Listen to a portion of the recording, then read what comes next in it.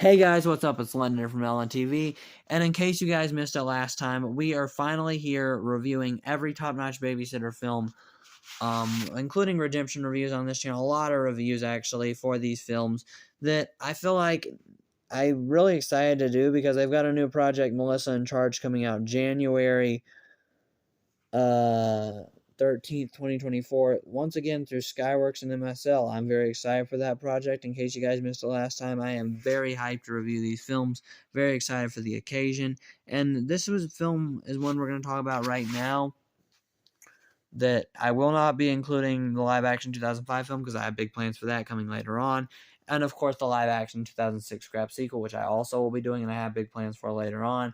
But one film we're going to talk about is the main anime installments, and today we're talking about from February 26th of 2019, Third Gen 1, which honestly was a very, very good film and showed them going back more towards their older roots. This is definitely the most underrated example of a franchise going back to their older roots, one of the most underrated examples I can practically think of.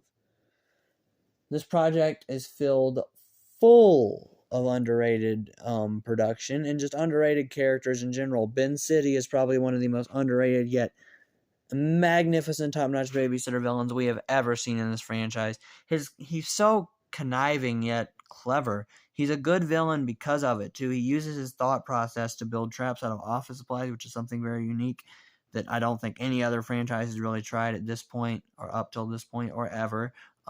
This movie shows a lot of good structure in the story build-up and a really good payoff at the end. Evie basically was raised by leprechauns, which was different than aliens. There's still that space theme here in the backstory.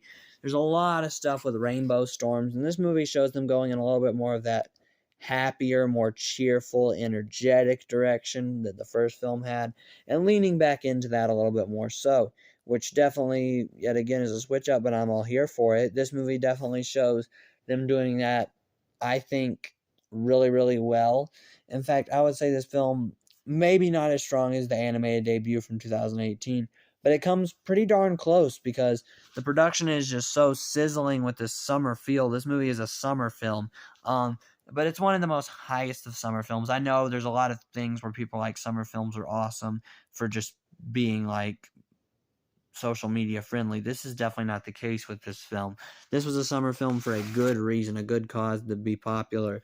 Like films like, other stuff related to summer definitely feels now like they're just used as excuses and filler for conversation. But this definitely is a movie you can bring up in conversation and nobody's going to judge you whatsoever.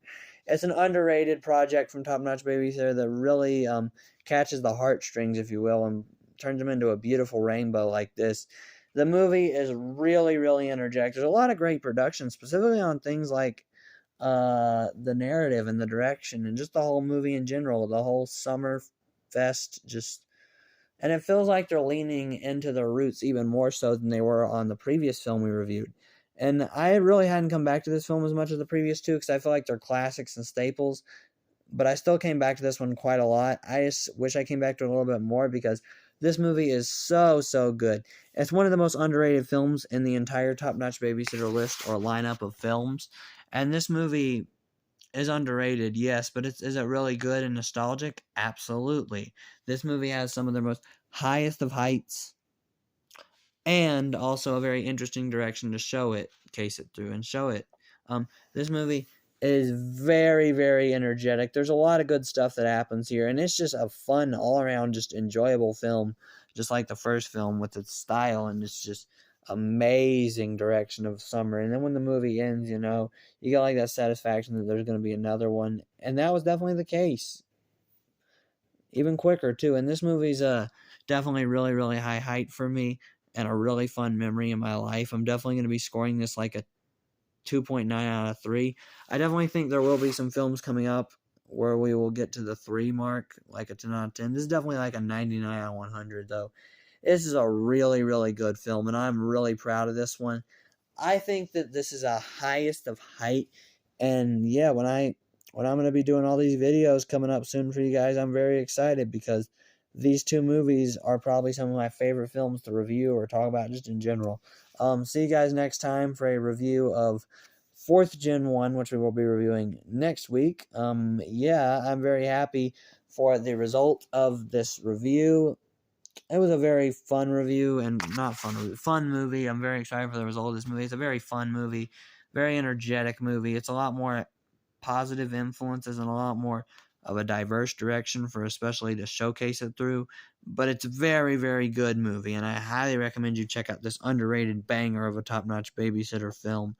I am going to see you guys next time, and we'll talk about the next film next week, Fortune 1. That was the Top Notch Babysitter 3rd Gen 1 review. It's an instant classic. I highly recommend you guys check it out. It's very good. And yeah, summer fun. Peace.